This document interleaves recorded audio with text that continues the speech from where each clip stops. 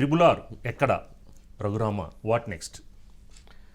రాజు లేని రాజ్యం లేదు, రాజు లేని కూటమి లేదు, రాజు లేని పోరాటం లేదు, రాజు లేని ప్రభుత్వం రాదు.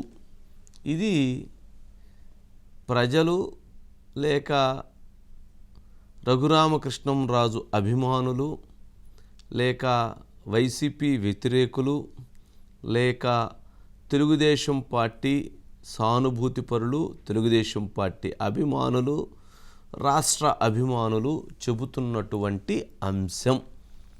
దీంట్లోనే చెప్పాల్సిందంతా చెప్పాం. ఎందుకు అనంటే గత 3 సంవత్సరాలుగా వైసీపీ ప్రభుత్వం మీద రఘురామకృష్ణంరాజు చేసినటువంటి పోరాటం మరెవ్వరూ చేయలేదు. అది వైసీపీ వాళ్ళకి నచ్చకపోవచ్చు, కోపం ఉండొచ్చు. కానీ ఆయన చేసినటువంటి పోరాటంతో తన్నులు తిన్నాడు, తీసివేసి 3rd డిగ్రీ ఇప్పించాడు, కోర్టులో కేసులు పెట్టారు, తమిళనాడులో ఉన్నటువంటి ఆయన ఆస్తులు మొత్తం మీద రైట్స్ చేపించారు, ఆస్తులు మొత్తం సీజ్ చేపించారు. తీవ్రమైనటువంటి పదజాలంతో ఆయనని ఇబ్బందులకు గురి చేశారు. ఒక 7-8 కేసులు SC ST కేసులు పెట్టించారు. ఆయన కనుక ఎప్పుడైనా ఏపీలో అడుగు పెడితే ఆయన అరెస్ట్ చేసి లోపల వేయటానికి, తీవ్ర ఇబ్బందులు చేయటానికి, అసలు ఈ భారతదేశ ప్రజాస్వామ్యంలో ఏ ఎంపీకి జరగనటువంటి అవమానము, ఘోరము, ఆయనకి అన్యాయము ఆయనకి జరిగింది. మరి ఆయన కూడా అదే స్థాయిలో ప్రభుత్వం మీద ప్రజాస్వామ్యంలో హితంగా తన స్థాయిలో తను పోరాటం చేస్తూ, తన స్థాయిలో తను విమర్శలు చేస్తూ, తను రచ్చబండ కార్యక్రమం ద్వారా ముందుకు వెళ్ళారు. మరి అంత పోరాటం చెయ్యటానికి ఈరోజు తెలుగుదేశం పార్టీ ఇంత బలపడటానికి, జనసేన ముందుకు రావటానికి, అలాగే బీజేపీ కలవటానికి, ఈ 3 కలయిక కూటమికి కూడా ఒక ఇంత పర్సంటేజ్ అయినా లేక ఎంత పర్సంటేజ్ అయినా రఘురామకృష్ణంరాజు గారి పాత్ర అందులో ఉంది. అంటే సరే, ఈ పరిణామాలలో రఘురామకృష్ణంరాజు గారు ఇంత యుద్ధం చేస్తే, ఇంత పోరాటం చేస్తే, ఇంత ఫైట్ చేసి నిలబడితే ఆయనకి సీటు ఇవ్వకపోవటం ఏంటి? ఇంత అన్యాయంగా వ్యవహరించారా? ఇది ప్రజల్లో జరుగుతున్న చర్చ. అయితే నర్సాపురం స్థానాన్ని భారతీయ జనతా పార్టీ తీసుకుంది. నర్సాపురం స్థానం నుంచి రఘురామకృష్ణంరాజుకి భారతీయ జనతా పార్టీ సీట్ ఇస్తాము అని చంద్రబాబు నాయుడు గారి దగ్గర, పవన్ కళ్యాణ్ గారి దగ్గర పరోక్షంగా భారతీయ జనతా పార్టీ అంగీకరించినట్లు, అందుకు వీరు కూడా సరేనని చెప్పి ఆయనకు అప్పచెప్పినట్లు. ఆ తదనంతరం జరిగినటువంటి ఇంటర్నల్ వాళ్ళ పాలిటిక్స్లో మొత్తానికి ఆయనకి సీటుని బీజేపీ నిరాకరించింది. సరే, దీనికి రఘురామకృష్ణంరాజు గారు ఏం చెప్పారు? ఇది జగన్మోహన్ రెడ్డి గారు సోము వీర్రాజు ద్వారా ఆడించినటువంటి గేమ్లో నన్ను బలి చేశారు, అంతే తప్ప మరొకటి లేదు. ఒక 3 అడుగులు వెనక్కి తగ్గాను తప్ప నేను ఖచ్చితంగా పోరాటం చేస్తాను, కూటమి గెలుపుకి తీవ్రమైనటువంటి కృషి చేస్తానని చెప్పారంటే అక్కడ కూడా తన హుందాతనాన్ని ఎక్కడ తగ్గించాల. కూటమి విషయంలో రాజు రాజే. అయితే కొన్ని అంశాలను మనం కొన్ని ఆశ్చర్యంగా ఉంటాయి. అసలు రఘురామకృష్ణంరాజు గారికి సీటు ఇవ్వాల్సింది ఎవరండి? ఎవరు ఇవ్వాలి రఘురామకృష్ణంరాజు గారికి సీటు?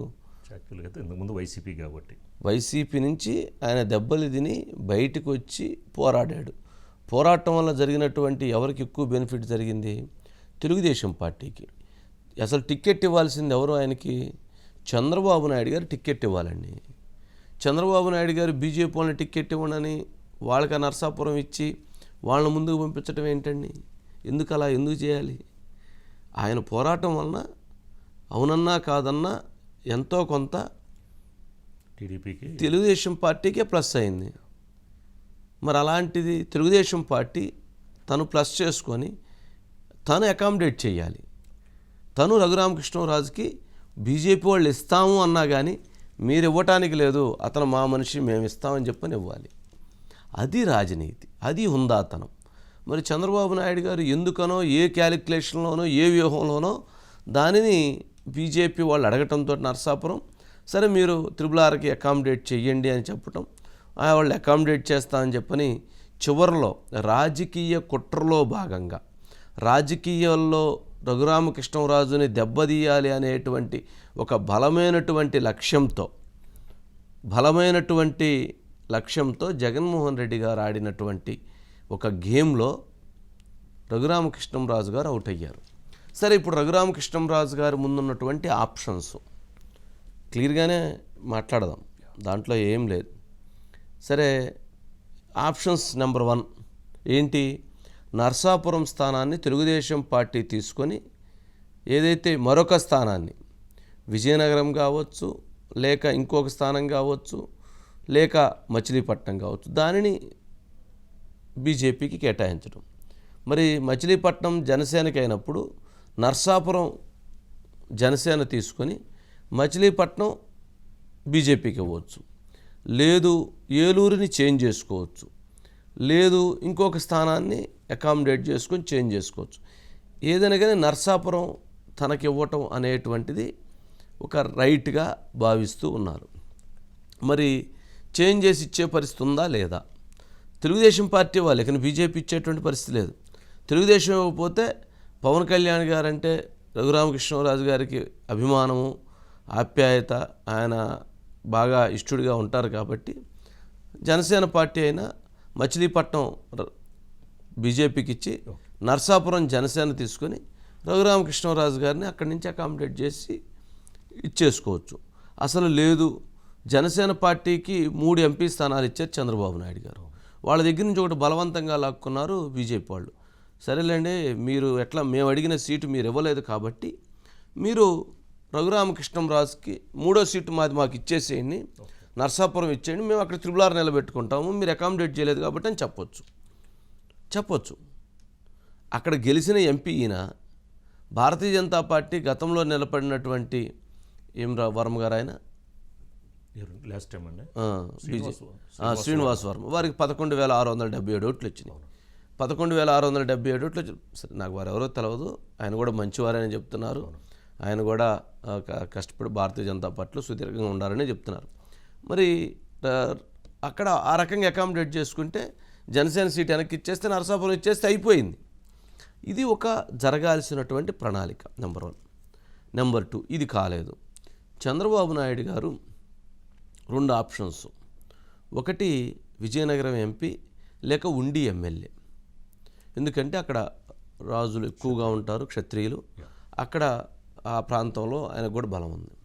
మరి అప్పుడు రఘురామకృష్ణరాజు గారిని ఎమ్మెల్యే ఉండి వేయించి ఆయన క్యాబినెట్లో తీసుకోవాలి. ప్రభుత్వం వస్తే క్యాబినెట్ మంత్రిగా ఉంటే ఆయన చేతిలో కర్ర ఉంటే ఆయన కూడా తనని ఎవరైతే కర్ర తీసుకొని బాధారో ఈయన కూడా ఆ కర్ర తీసుకొని వాళ్ళ మీద యుద్ధానికి వెళ్ళడానికి పనికొస్తుంది. అలాంటిది ఆప్షన్ నెంబర్ 2. అతను ఎమ్మెల్యేగా వేయించి మళ్ళీ ఎమ్మెల్యేగా ఉంచితే ఉపయోగం లేదు, ఎమ్మెల్యేగా వేసి క్యాబినెట్ మినిస్ట్రీ ఇవ్వాలి, ఎట్లాగైనా క్షత్రియుల కోరిక ఇవ్వాలి కదా, ఆ ఆప్షన్ ఇవ్వచ్చు. అంటే అప్పుడు అది బాగానే ఉంటుంది. లేదు విజయనగరం ఎంపీ అయితే, విజయనగరం ఎంపీ ఆల్రెడీ ఇప్పుడు అక్కడ ఎవరో తూర్పు కాపులు గేదెల శ్రీనుబాబు అని అతనికి ఆల్మోస్ట్ రెడీ చేసుకోమని ప్రిపేర్ చేసుకోమని చెప్పారంట. లేనప్పుడు రఘురామకృష్ణరాజు గారిని అక్కడే వేయటం, ఇది ప్రస్తుతానికి ఉన్న ఆప్షన్స్.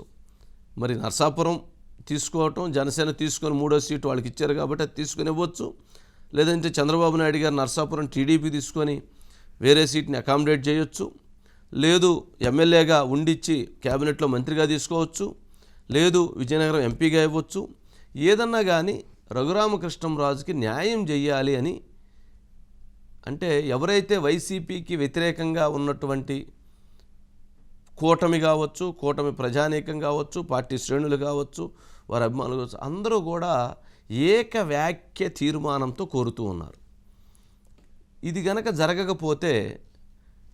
జరగకపోతే నష్టం జరిగేటువంటిది మాత్రం జగన్మోహన్ రెడ్డి గారు సీటు ఇయ్యలేదు అని అడ్డంబడి ఆయన చేయించినా కానీ నష్టం జరిగేది మాత్రం కూటమికి జరిగిద్ది, తెలుగుదేశం పార్టీకి, జనసేన పార్టీకి జరిగిద్ది, బీజేపీకి జరిగేది ఏముంది, జరిగిద్ది. మరి నర్సాపురం టిక్కెట్ విషయంలో కూడా పురంధేశ్వరి గారి పాత్ర ఉంది అనేటువంటి అనుమానాలు రావటంతో రాజమండ్రి పార్లమెంటు పరిధిలో ఉన్నటువంటి రాజులందరూ సమావేశమై ఆయనకి ఇవ్వకుండా వీరు పరోక్షంగా అడ్డుపడ్డారనేటువంటి అభిప్రాయంతో మేమందరం కూడా రాజమండ్రిలో పురంధేశ్వరి గారికి చెయ్యము అనే విధంగా వాళ్ళందరూ ఒక టీం మీటింగ్ జరుగుతుందట. అంటే ఇది ఎంతటి దూరం తీసుకెళ్తుంది, ఎంతటి పరిణామాలను సృష్టించబోతుంది అనేది అర్థం చేసుకోవాలి. ఒక వ్యక్తే కావచ్చు, ఆ వ్యక్తి గత 3 సంవత్సరాలుగా చేసినటువంటి ఒక ఒంటరి పోరాటం. సరే, ఆయన కూడా కొన్ని విషయాల్లో ఎక్స్ట్రీమ్లీ చేసినటువంటివి కూడా ఉన్నాయి, అవి విమర్శలు కూడా ఉన్నాయి. కొన్ని విషయాల్లో తాను చేసినటువంటి కొన్ని అంశాలు కూడా మరింతమందిని ఇబ్బంది పెట్టినవి కూడా ఉండుండొచ్చు. కానీ ఇక్కడ జరిగింది అన్యాయానికి న్యాయానికి మధ్య త్రిబులార్. అన్యాయానికి న్యాయానికి మధ్య త్రిబులార్. వైసీపీ ఆయనకి అన్యాయం చేసింది. ఆయన న్యాయం కోసం పోరాడుతూ తెలుగుదేశం పార్టీ వైపు లేదా జనసేన వైపు ప్రయాణం చేస్తూ ఆయన ముందుకు వెళ్ళాడు. మరి ఇక్కడ కూడా ఆయనకి అన్యాయం జరిగేటువంటి పరిస్థితి ఏర్పడితే మరి ఈ ఎక్కడ అన్యాయం అక్కడ అన్యాయం అయితే అది సరైనటువంటి చర్య కాదు. మరి త్రిబులార్ ఎక్కడ అనంటే ఆయన గమ్యం ఇప్పుడు నరసాపురమా, ఉండి ఎమ్మెల్యే క్యాబినెట్ మంత్రియా, లేక విజయనగరం ఎంపీనా అనేటువంటి దాంట్లో ఆయన ప్రయాణం ఉంది. ఎవరికి బాధ్యత ఉన్నా లేకపోయినా, బీజేపీకి ఏం బాధ్యత లేదు. ఆ రోజు రఘురామకృష్ణరావుని కొట్టి ఆ రోజు అంత జరిగిన తర్వాత సరే మొత్తానికి ఆ రోజు రాజ్నాథ్ సింగ్ గారు ఇన్వాల్వ్ అయ్యి ఆయన్ని మిలిటరీ హాస్పిటల్కి తీసుకొచ్చారు. తర్వాత ఆయన ఢిల్లీ వెళ్ళి అనేక కంప్లైంట్లు పెట్టినా కానీ ఎక్కడా కూడా త్రిబులార్ విషయంలో కేంద్రం కూడా సరైనటువంటి చర్యల దిశగా అడుగులేం వేయలేదు. బీజేపీకి ఏమీ పాత్ర అవసరం లేదు, రఘురామకృష్ణరావు న్యాయం చేయాల్సినటువంటి బాధ్యత కూడా లేదు. ఎందుకంటే ఆయన వైఎస్ఆర్సీపీ ఎంపీగా ఉన్నాడు, బీజేపీ ఎంపీగా లేడు. నెంబర్ 2, ఎవరికి బాధ్యత ఉంది అని అంటే తెలుగుదేశం పార్టీకి చంద్రబాబు నాయుడు గారికే బాధ్యత ఉన్నది. ఇది ఫ్యాక్ట్. అందుకని ఆయనే యుద్ధం చేయాలి, ఆయనే సవరించాలి. ఈ సమస్యకి సొల్యూషన్ పరిష్కరించాల్సిన బాధ్యత కూడా చంద్రబాబు నాయుడు గారి మీదే ఉంటుంది. ఇది మరి వారు ఏం చేస్తారా, ఏ రకంగా చేస్తారా అనేటువంటిది సరే ఇంటర్నల్గా ఏదో చాలా చర్చలు జరుగుతున్నాయట. చంద్రబాబు నాయుడు గారు కూడా ఇదేంటి, నాకు ఆ రోజు మాట ఇచ్చారు మీరు నరసాపురం, మరి ఇప్పుడు ఆయన మరలా మీరు అకామిడేట్ చేయలేదు, ఇది మరి ఇది ఏం జరిగింది అని ఆయన కూడా ఆయన స్థాయిలో ప్రయత్నాలు చేస్తున్నారని మాట్లాడుతున్నారనేటువంటిది కూడా చర్చ జరుగుతుంది. సరే, ఇవన్నీ ఉండేటువంటి అంశం ఇంతవరకు బాగానే ఉంది. ఇక ఇక్కడే అసలు కథ మొదలైంది. నాకు అనిపించినటువంటి కథ ఏంటంటే దీంట్లో వైసీపీ పార్టీ అడ్డుపడితే బీజేపీలో ఉన్నటువంటి నేతలు నరసాపురం ఎంపీ టికెట్ రఘురామకృష్ణరాజు గారికి రాకుండా చేశారు. ఇది కదా, ఇదే కదా. వారు బయట వేయండి, వారు బయట వేస్తే క్లారిటీ వచ్చేసింది. కొద్ది రోజులుగా నీలి ఛానల్స్ చెప్పేశారు ముందే, జగన్మోహన్ రెడ్డి త్రిబులార్కి షాక్ ఇవ్వబోతున్న జగన్మోహన్ రెడ్డి భారతీయ జనతా పార్టీలో రఘురామకృష్ణరాజుకి సీటు రానివ్వడు జగన్మోహన్ రెడ్డి అని. జగన్మోహన్ రెడ్డికి విజయం దక్కింది. రే లఫడగాల సంతోషించండి, పర్వాలేదు. ఎందుకంటే నా అపజయాన్ని నేను యాక్సెప్ట్ చేయాలి. నాకు అనుమానం ఉంది జగన్మోహన్ రెడ్డి ఎంత పని చేస్తాడో చేయగలడు అని. ఓన్లీ టెంపరీగా 3 అడుగులు వెనక్కి వేస్తున్న జగన్మోహన్ రెడ్డి ఇన్ఫ్లుయెన్స్ వల్ల, ఎందుకంటే సోము వీర్రాజు గారు వారి సాన్నిహిత్యం అందరికీ తెలిసిందే, వారి ద్వారా సక్సెస్ అయినట్టుగా నాకు పర్ఫెక్ట్ సోర్స్ లో తెలిసింది. రాబోయే 3 వారాల్లో ఎన్ని అడుగులు ముందుకేస్తానో చూసుకుందాం. Don't be too happy Jaganmohan Reddy and your తోటి gang. Don't be too happy, I will be back with vengeance. నేను ఎన్నికల్లో పాల్గొనకపోయినా ఆల్రెడీ ఒకసారి ఎంపీగా నేను ఉన్నాను కాబట్టి కొంతవరకు కూటమి నెగ్గితే సమస్యలు ఉండవు. డెఫినెట్ గా చంద్రబాబు నాయుడు గారు ముఖ్యమంత్రి అయితే సమస్యలు ఉండవు. ఒంటరి యుద్ధాన్ని ప్రారంభించిన నన్నే తన టక్కు టమార గజకర్ణ గోకర్ణ విద్యలతో పక్కన పెట్టగలిగిన జగన్మోహన్ రెడ్డి లాంటి డ్రగ్ లార్డ్స్ పొరపాటున వారికి అధికారం వస్తే ప్రజలు సగం మంది రాష్ట్రం వదిలి వెళ్ళిపోవాల్సిన పరిస్థితి వస్తుందని గ్రహించి నేను గొంతు విప్పా. అద్భుతమైన విజయాన్ని ఈ ప్రజా కూటమికి ప్రజలు కట్టబెడతారు. ఈ ఆశలైతే అడి ఆశలే అవుతాయి. ఈ ప్రభుత్వం తుక్కుగా ఓడిపోతుంది. ఎన్ని కుట్రలు చేసినా రాబోయే 3 వారాల్లో ఎన్ని అడుగులు ముందుకేస్తానో చూసుకుందాం. Don't be two. ఇది వీర్రాజు గారి నాయకత్వంలో ఇట్లా నాకు అన్యాయం చేశారని చెప్తున్నారు. అంటే బీజేపీ వైసీపీ జగన్మోహన్ రెడ్డి గారు చెబితే బీజేపీ సీట్ ఇవ్వడం నిరాకరించింది. అసలు భారతీయ జనతా పార్టీని నడుపుతుంది వైఎస్ఆర్సీపీ పార్టీయా? భారతీయ జనతా పార్టీని వైఎస్ఆర్సీపీ నడిపితే కూటమిని నడుపుతున్నది వైఎస్ఆర్సీపీ పార్టీనా? బీజేపీ టీడీపీ జనసేన కూటమిని నడుపుతున్నది వైఎస్ఆర్సీపీ పార్టీనా? టీడీపీ జనసేన బీజేపీలో బీజేపీ టిక్కెట్ని వైఎస్ఆర్సీపీ పార్టీ డిసైడ్ చేస్తే, జగన్మోహన్ రెడ్డి గారు డిసైడ్ చేస్తే, రఘురామకృష్ణరాజు గారికి ఇవ్వకుండా ఆయన డిసైడ్ చేస్తే, మరి కూటమి నడుపుతుంది ఎవరు? ఏం ఇండికేషన్స్ పబ్లిక్లోకి వెళతాయి? తెలుగుదేశం జనసేన కలిసి బీజేపీని, స్టేట్ బీజేపీని నడుపుతుందా, లేక తెలుగుదేశం జనసేనని బీజేపీ నడుపుతుందా, లేక తెలుగుదేశం జనసేన బీజేపీని వైసీపీ నడుపుతుందా? ఎవరు ఎవరిని నడుపుతున్నారు? ఎవరు ఎవరిని నడిపిస్తున్నారు? ఇది తేలాల్సినటువంటి అంశం. ఎందుకు ఈ ప్రశ్న ఉత్పన్నమవుతుంది అని అంటే, ఎందుకనో భారతీయ జనతా పార్టీ సీట్ల ఎంపిక విషయంలో చాలా విచిత్రమైనటువంటి, వైవిధ్యమైనటువంటి, విభిన్నమైనటువంటి, ప్రజాభీష్టానికి అనుకూలంగా లేనటువంటి వ్యక్తుల ఎంపిక ప్రక్రియ జరిగింది అన్న అభిప్రాయం ఆ పార్టీలో కావచ్చు, ఆ పార్టీ నేతలలో కావచ్చు, కార్యకర్తల్లో కావచ్చు వ్యక్తం అవుతుంది.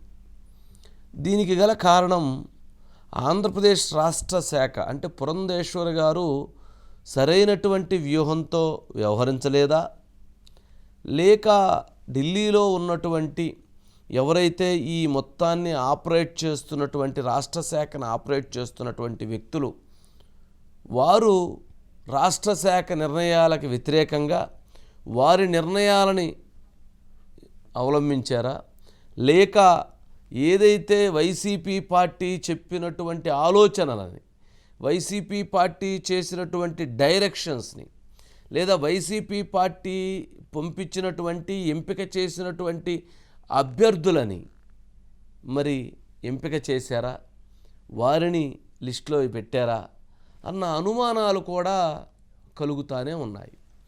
ఇప్పుడు అరకు కొత్తపల్లి గీత, సరే ఆమె సుదీర్ఘకాలంగా ఆమె ఒక ఫైట్ చేస్తూ ఉంది. అంటే ఇంటర్నల్గా భారతీయ జనతా పార్టీకి సంబంధించినటువంటి వాళ్ళతో ఆమె ఇదయ్యింది. ఈ పొత్తులో కూడా ఆమె కొన్ని అడుగులు వేసి ముందుకు తీసుకెళ్ళిన దాంట్లో కొత్తపల్లి గీత పాత్ర ఉంది. అంటే ఆమె ఎప్పుడు ఇక్కడ కనపడలేదు, బట్ బిహైండ్ స్క్రీన్ ఆమె కొన్ని నడిపింది అక్కడ. అరకు అది పూర్తి వైసీపీ సీటు, కానీ ఆమె అక్కడ గెలవాలి అన్నటువంటి లక్ష్యంతో ముందుకు వెళ్తుంది. సరే అనకాపల్లి సీఎం రమేష్ గారు, సీఎం రమేష్ గారు చేస్తే రాజంపేట చేయాలి, లేక కడప చేయాలి. ఆయన వచ్చి కడప నుంచి అనకాపల్లిలో ల్యాండ్ అయ్యి అనకాపల్లి నుంచి ఆయన కంటెస్ట్ చేసే దిశగా అడుగులు వేశారంటే నిజంగా ఇదొక రాజకీయ పరంగా వైవిధ్యమైనటువంటి, విభిన్నమైనటువంటి నిర్ణయంగా చూడాలి. ఉత్తరాంధ్ర ప్రజలు సీఎం రమేష్ని, అంటే ఆయన ఓసీ వెలమంటున్నారు, అక్కడ బీసీ వెలమల ప్రాధాన్యత ఉంది, 3 లక్షల పైగా. సరే వెలమ కమ్యూనిటీ బేస్ చేసుకుని ఆయన అక్కడ బలం వస్తుందా అనేది చూడాలి. అంటే ఓట్లు వేయాలి కదా ప్రజలు, అది చూస్తారా, లేకపోతే కడప నుంచి వచ్చి ఇక్కడికి వచ్చి కంటెస్ట్ చేస్తున్నారేంది అని భావిస్తారా, ఏం జరిగిద్ది రాజకీయ వ్యూహంలో ఏం జరిగిద్ది అనేటువంటిది కూడా ముఖ్యం. మరి రాజమండ్రి, సరే రాష్ట్ర అధ్యక్షులు పురంధేశ్వర్ గారు వేస్తే ఒంగోలులో వేయాలి, లేదంటే వైజాగ్లో గతంలో వేశారు కాబట్టి వేయొచ్చు, పరిస్థితులు అనుకూలంగా లేవని రాజమండ్రి వచ్చి వేశారు. సరే ఇక్కడ రఘురామకృష్ణరాజుకి సీటు ఇవ్వకపోవటం వల్ల ఆ ఇంపాక్ట్ ఆమె మీద పడుతుంది అనేటువంటి అభిప్రాయం వ్యక్తమవుతుంది. సరే ఆమె సీటు వరకు ఆమెకి ఉన్నటువంటి ఈక్వేషన్స్ ప్రకారంగా ఆమె వెళ్తున్నారు. ఇక తిరుపతి, నర్సాపురం శ్రీనివాస్ వర్మ, సరే ఆయన విషయంలో ఇందాక చెప్పాము, ఆయన ఎంపిక విషయంలో ఊహించని విధంగా ఆయన తెర మీద